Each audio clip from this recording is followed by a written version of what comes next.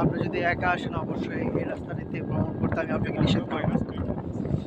এখানে -10 বলাই যায়। এই যে দেখেন বরফ জমে কি হয়ে গেছে ভাই, বরফ জমতে জমতে রাস্তা পুরো ব্লক হয়ে যাচ্ছে।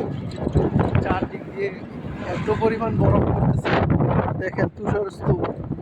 হায় আল্লাহ, জানি আমরা এই যে বেলু দিয়ে বরফগুলো সরানো হচ্ছে। আমরা আমাদের ক্যাম্পাসের প্রায় কাছে চলে এসেছি। আমি একটু সময় একবারে বরফ হয়ে গেছে, চলে কোনোভাবেই বের করা যাচ্ছে না।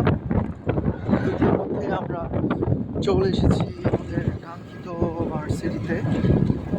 আর হয়তো 10 সেকেন্ডের মধ্যেই আমরা পৌঁছে যাব। এই যে ভার্সিটি তো দেখা যাচ্ছে না,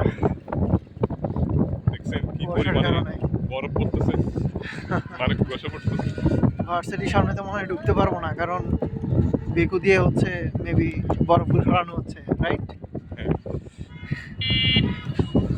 ঠিক আছে, এই মুহূর্তে চলে এসেছি। আমার ডানে একটু